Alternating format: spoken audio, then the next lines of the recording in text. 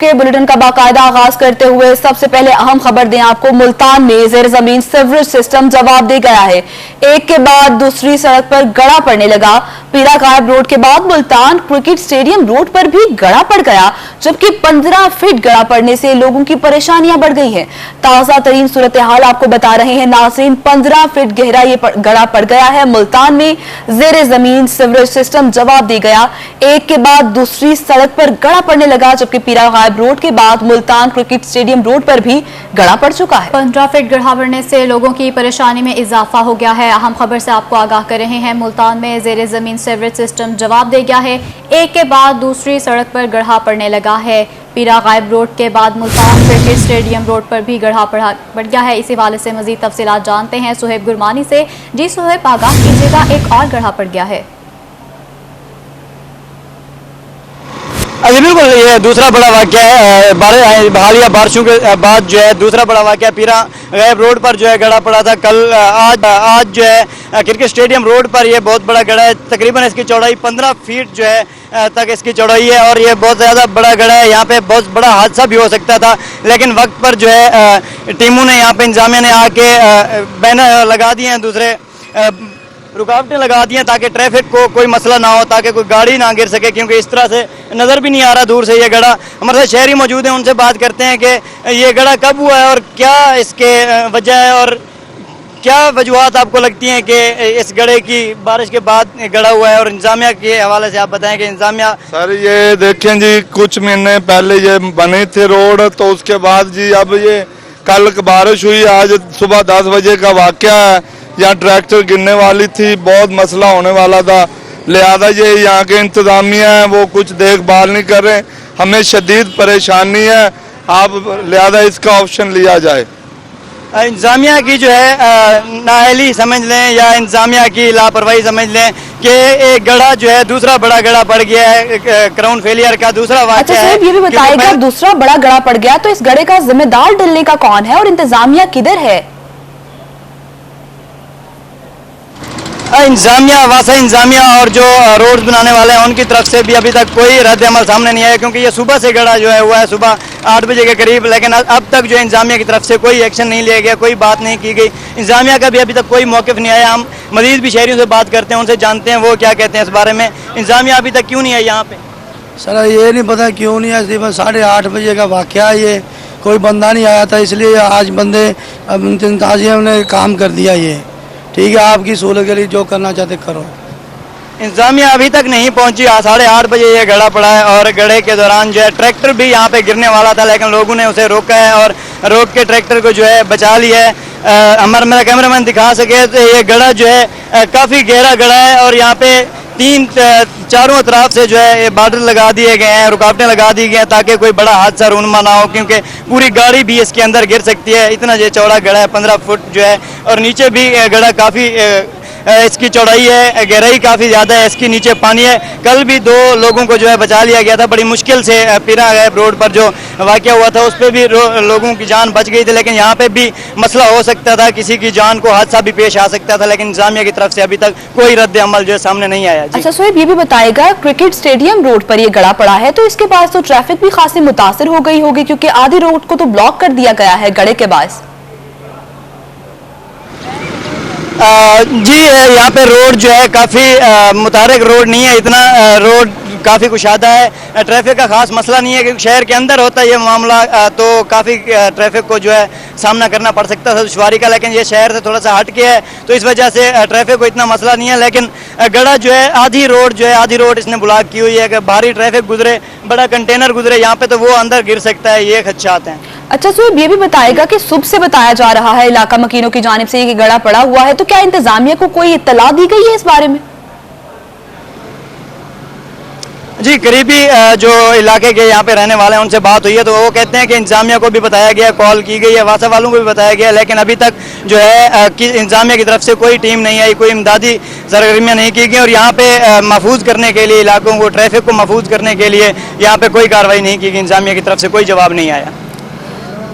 इंतजामिया की जानिब से कोई भी अभी तक गड़े को पुर करने के लिए नहीं आया है, जबकि इलाका मकीनों को गड़ा पड़ने के बाद खासी दुश्वारी का सामना भी देखने आ रहा है। मुल्तान में जेर जमीन सीवरेज सिस्टम जवाब दे गया है। नाज़रीन, एक के बाद दूसरी सड़क पर एक गड़ा पड़ने का मामला सामने आ चुका है। 2 ही दिन में कल भी एक गड़ा पड़ चुका था, जिसके बायस 3 लोग उस गड़े में जा गिरे थे, जबकि कार्रवाई करते हुए 1122 की जानिब से फौरन उनको निकाला गया और उनको कोई जानी नुकसान न हुआ। जबकि आज भी सुहेब गुरबानी हमारे साथ मौजूद हैं। उन्होंने हमें बताया कि किस तरह से एक ट्रक गिरने वाला था इस गड्ढे में, लेकिन गिरते गिरते बच गया। सुहेब, आप आगाह कर रहे थे, आपका बहुत शुक्रिया।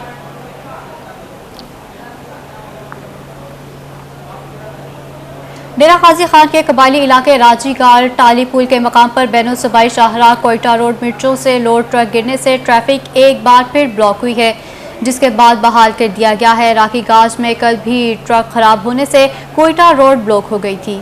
आपको अपडेट कर रहे हैं नाज़रीन, डेरा गाजी खान के कबायली इलाके राखी गाज के मुकाम पर बैनुल सूबाई शाहराह कोयटा रोड पर मिर्चों से लोड ट्रक गिरने से ट्रैफिक एक बार फिर ब्लॉक हो गई, जिसे बाद में बहाल कर दिया गया।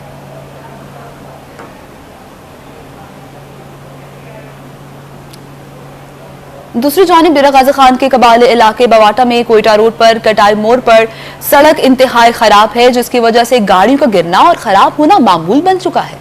ड्राइवर्स कटाई मोड़ से सख्त परेशानी का शिकार हैं। अहम खबर से आपको आगाह कर रहे हैं। डेरा गाजी खान के कबायली इलाके बवाटा में कोयटा रोड पर कटाई मोड़ पर सड़क इंतहाई खराब है। इसी हवाले से मजीद तफसीलात जानते हैं अली मूसा रजा से। जी अली मूसा रजा, बताइएगा।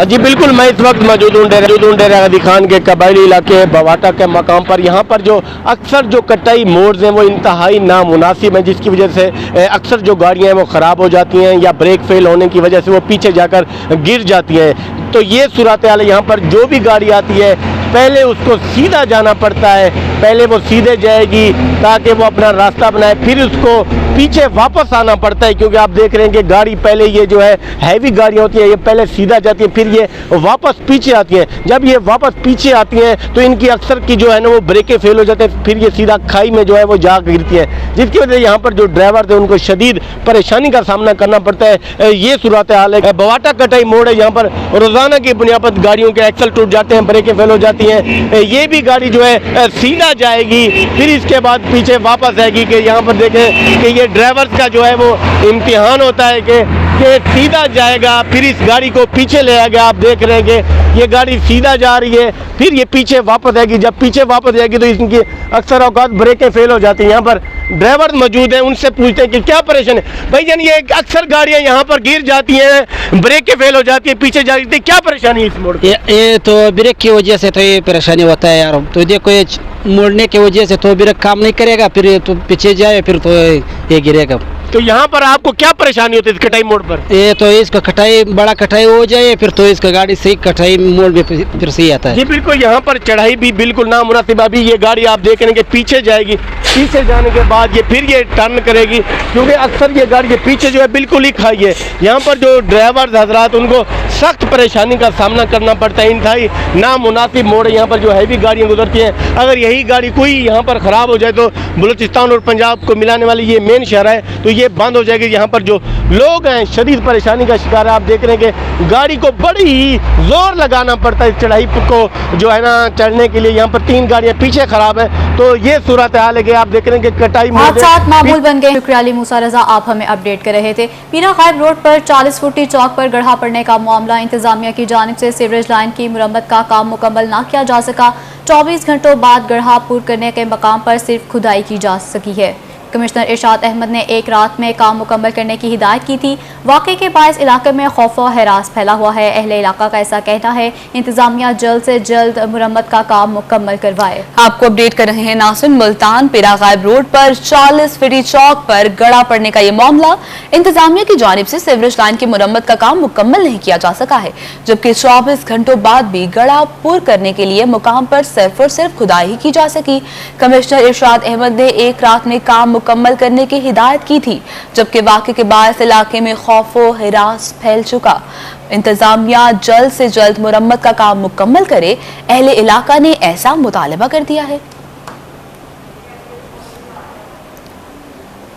और अब बात करते हैं डॉलर की ऊंची उड़ान की। रुपया कमजोर और डॉलर फिर से तगड़ा हो गया है। इंटर बैंक में डॉलर 42 पैसे महंगा हो गया। इंटर बैंक में एक बार फिर डॉलर 169 रुपये से तजावुज़ कर गया है। डॉलर 42 पैसे महंगा होकर 169.10 रुपये का हो गया है।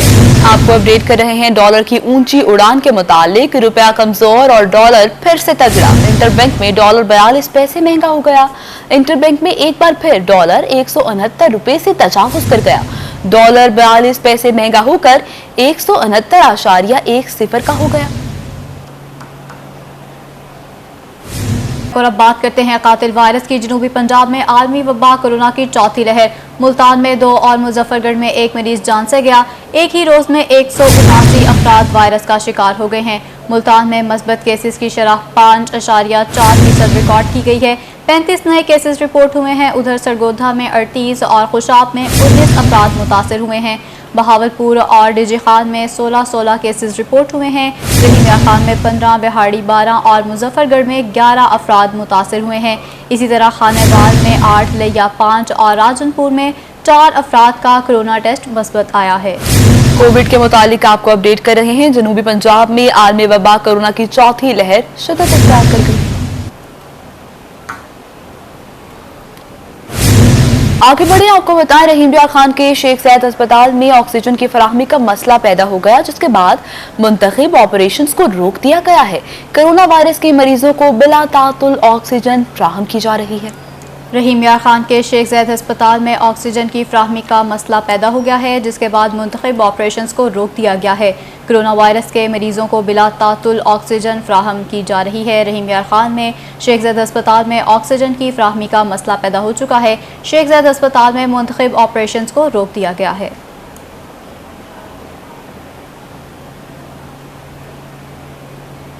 जिला बहावल नगर के डिस्ट्रिक्ट हेडक्वार्टर अस्पताल में गुज़श्ता एक हफ्ते से एक्सरे फिल्म दस्तयाब नहीं, जिसकी वजह से मरीजों और उनके लवाहिकीन को शदीद मुश्किलात का सामना करना पड़ रहा है। बात करेंगे कासिम अली शेख से। कासिम बताएगा किन दुश्वारियों का सामना है।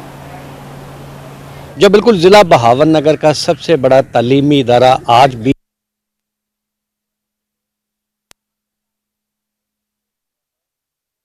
दुश्वारियों का सामना है पेशेंट्स को वहां पर, जबकि बहावल नगर में एक्सरे मशीन्स मौजूद नहीं हैं। डिस्ट्रिक्ट हेडक्वार्टर अस्पताल में सहूलियात की अदम दस्तयाबी हो चुकी है।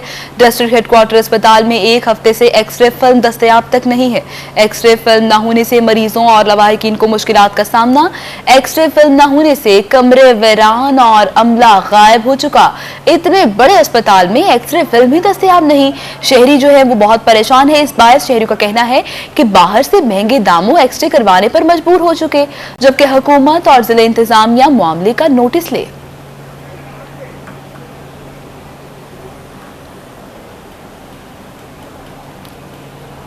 रहीम यार खान में मैप्को ने शहरियों से किस्तों पर बिल भरने की सहूलत भी छीन ली है। पहले 37 दिनों का बिल और अब अदायगी के लिए बिलों की किस्तें बनाने से इनकार कर दिया है। आपको बता रहे हैं नाज़रीन, शहरियों के मसाइल बढ़ गए। रहीम यार खान में मैप्को ने शहरियों से किस्तों पर बिल भरने की सहूलत भी छीन ली है। पहले 37 दिनों का बिल और अब अदायगी के लिए बिलों की किस्तें बनाने से भी इनकार कर दिया है। आपको अपडेट कर रहे हैं नाज़रीन रहीम यार खान से, जहां पर 37 दिन का बिल भेजने के बाद मैप्को का शहरियों पर एक और जुल्म सामने आ गया। इसी पर मजीद बात करेंगे ब्यूरो चीफ आसिम सदीक से। आसिम बताएगा क्यों नहीं बताया जा रहा है शहरियों को इस बारे में। जी, मैप्को की जानिब से ज़्यादा बिल भेजे गए, मगर इसके साथ अवाम को एक बुनियादी हक है वो किस्त का, वो छीन लिया गया। रहीम यार खान ऑफिस में मुकम्मल तौर पर पाबंदी लगा दी गई है कि किसी भी बिल की किस्त नहीं बनाई जाएगी। तमाम बिल मुकम्मल तौर पर अदा किए जाएंगे। इस किस्त क्यों नहीं की जा रही? जब आप मिलते हैं तो क्या कहते हैं? बिस्मिल्लाहिर्रहमानिर्रहीम। हम किसके सामने आवाज़ उठाएं इस जुल्म के ऊपर कि रोज़ एक जहर का टीका लगा दिया जाता है और फिर ये भी कहा जाता है कि बंदे को उल्टी ना की जाए और वो इस जहर को अपने अंदर पी जाए। वापडा को और तमाम महकमों के, गवर्नमेंट के तमाम महकमों के पास ये सहूलत मौजूद है कि वो ये एक साथ करती है। और ये गलती भी इस महीने वापडा की थी कि 30 की जगह 37 दिनों के स्लैब के हिसाब से उनको जो है ना बिल भेजे गए, जो कि 3000 रुपये किसी का बिल आता था तो वो 9 से 10,000 रुपये पर पहुंच गया। और अगर वो किस्त करवाने के लिए गया, जो कि नॉर्मल 2 से 3 किस्तों में 2-2 हज़ार 2,500 बन जाता होता है, वो कैंसिल किए जा रहे हैं और लोगों को धक्के देकर वहाँ से निकाला जा रहा है। लोग खासे परेशान हैं और मैं तो इस चीज़ से डर रहा हूँ कि ये ना हो कि इससे कोई आगे मामला बढ़े और लोग खुदकुशियों तक पहुँच जाएं। बिल्कुल, लोग खुदकुशियों तक ना पहुँच जाए, खौफ है क्योंकि लोगों के पास बिल बहुत ज़्यादा है, उनको रकम उसको अदायगी के लिए उनके पास पैसे नहीं हैं। एक किस्त की एक उनके पास सहूलत होती थी जो मैपको की जानिब से दी जाती थी, मगर अब रहीम खान में वो सहूलत भी पिछली सारी मुश्किलात का सामना है। ब्यूरो चीफ आसिम सदीक, आपका शुक्रिया। नाज़रीन, रहीम यार खान में मैपको ने शहरियों से बल्कि एक साथ की सहूलत भी छीन ली, जिस पर शहरी फट पड़े। बहुत आ रहे हैं, उसके अलावा लोड शेडिंग की भी इतनी है, बिजली की बंदिश भी बहुत है, ऊपर से किस्तें भी नहीं देते। हम ताजर बरादरी बहुत परेशान है, डेली की 6-6, 7-7, 8-8 घंटे की लोड शेडिंग है, ऊपर से बिल 10-10, 8-8 हज़ार बिल फेंक जाते हैं और जब किस्तें करवाने का जाएं आगे से किस्तें भी नहीं करते। 50-50 दिन के बिल भेजे इन लोगों ने, यानी 1 महीने का बिल नहीं, 50 दिन का। और गरीब आदमी कहाँ पे जाए जिसकी 7-8 हज़ार रुपये तनख्वाह है, उसको कोई किस्त करके देने वाला नहीं है। एक्सीएन के पास चले जाएं, एसडीओ के पास चले जाएं, वो आगे से इंसल्ट करते हैं कस्टमर की, उठा के बिल नीचे फेंक देते हैं। गरीब आदमी कहाँ पे जाए, खुदकुशी कर ले। ये अर्ज करना चाहता हूँ कि इमरान नियाजी साहब ने कहा कि बिल जला दो और हुक्मरान चोर हैं, लेकिन मैं एक गरीब आदमी हूँ, मेरे 2 बेटे 12-12 हज़ार रुपये लेके आए और उसने 24 हज़ार दिया। दूसरे दिन मेरा बिल जो है ना वो 23,770 रुपये आया और मैं जब उधर गया तो उन्होंने कहा ये बिल भर दें तो बाद में हो जाएगा। क्या मैं अपने बच्चों को रोटी खिलाऊं, तालीम है, मेरी बीवी बीमार, उनका इलाज करूं, या वो 24 हज़ार रुपये बिल भरूं? बिजली के जहां कीमतें बढ़ी हैं वहां एक सहूलत थी आवाम को कि अगर वो बिलों की किस्तें हो जाती थी तो आसानी हो जाती थी। तो ये पिछले 2 माह से किस्तों में इतनी सख्ती कर दी गई है कि जगह जगह लिख कर लगा दिया गया कि किस्तें नहीं होती। सबसे पहले तो वापडा वालों ने बहुत तंग किया हुआ है, एक तो बिजली की वजह से, एक रीडिंग की वजह से और एक बिलों की कोई किस्त वगैरह नहीं कर रहे। जो बिल महीने का तकरीबन 20 हज़ार हमारी शॉप का आता था, पिछले महीने 32 हज़ार रुपये आया। कोई किस्त नहीं करता, कोई सुनने वाला नहीं है।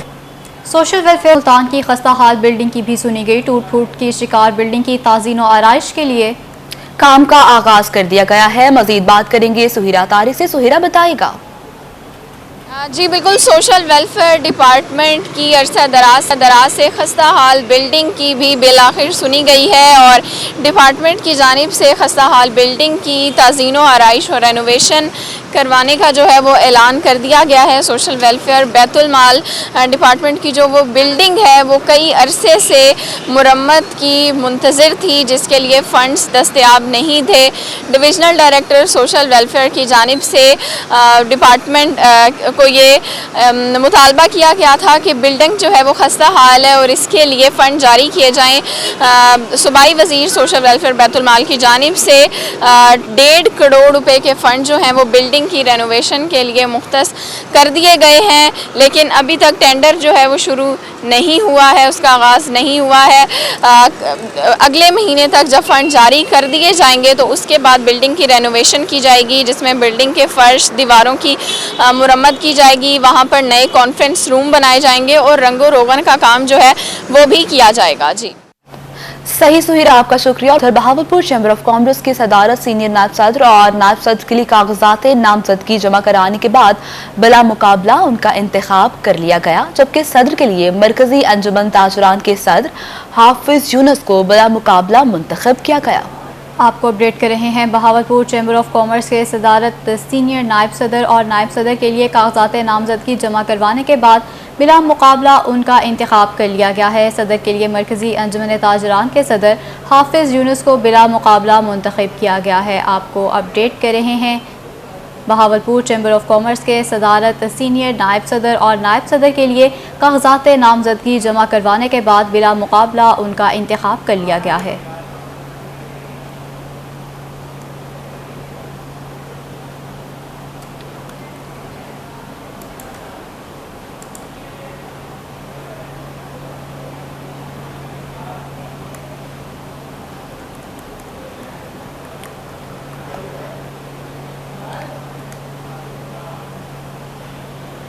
बहाउद्दीन ज़िक्रिया यूनिवर्सिटी के वाइस चांसलर को गवर्नर पंजाब की तरफ से एजाज़ से नवाज दिया गया है। तालीमी खिदमात पर वाइस चांसलर मंसूर अकबर कुंडी को गवर्नर हाउस में गोल्ड मेडल दिया गया। वाइस चांसलर को गोल्ड मेडल गवर्नर पंजाब ने दिया है। मुल्तान बहाउद्दीन ज़करिया यूनिवर्सिटी के लिए बड़ा एजाज। बहाउद्दीन ज़करिया यूनिवर्सिटी के वाइस चांसलर मंसूर अकबर कुंडी ने मैदान मार लिया। वीसी बहाउद्दीन ज़करिया यूनिवर्सिटी को गवर्नर हाउस में एजाज से नवाजा गया। बहाउद्दीन ज़करिया यूनिवर्सिटी के वीसी को गोल्ड मेडल दिया गया, जबकि vice chancellor professor doctor Zakaria को तालीमी खिदमात पर गोल्ड मेडल से नवाजा गया है। बहाउद्दीन ज़करिया यूनिवर्सिटी में vice chancellor doctor Mansoor Akbar ने रिसर्च कल्चर को फरोग दिया, जिस पर वाइस चांसलर की ज़ेर क़यादत तालीम के शोबे में जनूबी पंजाब की बेहतरीन यूनिवर्सिटी बन चुकी है।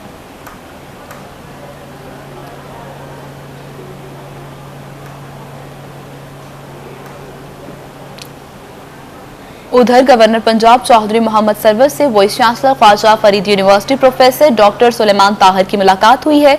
यूनिवर्सिटी में मयार तालीम और तहकीक पर खुसूसी तवज्जो देने पर गवर्नर पंजाब ने वाइस चांसलर की कारकर्दगी को खूब सराहा है। जी हाँ, गवर्नर पंजाब चौधरी मोहम्मद सरवर से vice chancellor Khwaja Farid university professor doctor Suleman Tahir की मुलाकात हुई है। यूनिवर्सिटी में मयार तालीम और तहकीक पर खुसूसी तवज्जो देने पर गवर्नर पंजाब ने वाइस चांसलर की कारकर्दगी को खूब सराहा है। गवर्नर पंजाब चौधरी सरवर से vice chancellor Khwaja Farid university की ये मुलाकात हुई है। ख्वाजा फरीद यूनिवर्सिटी में मयार तालीम पर गुफ्तगू की गई है।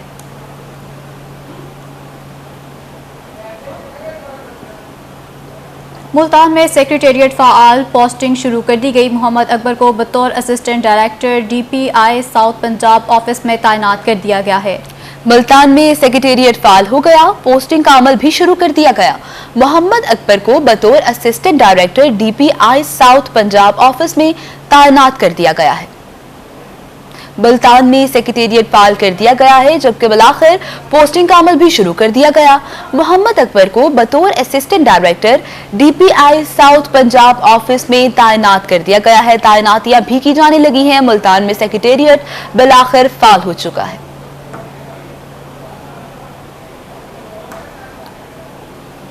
तलबा को पास करने की हुकूमती पॉलिसी से नौजवानों का मुस्तकबिल खतरे में। रियायती पास तलबा यूनिवर्सिटीज़ और कॉलेजेस में दाखिले से महरूम होंगे। तलबा को पास करने की हुकूमती पॉलिसी से नौजवानों का मुस्तकबिल खतरे में। रियायती पास तलबा यूनिवर्सिटीज और कॉलेजेस में दाखिले से महरूम रहेंगे।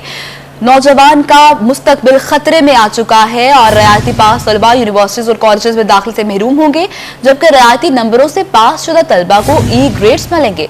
तालीमी बोर्ड 33% नंबर्स पर तलबा को E ग्रेड देंगे।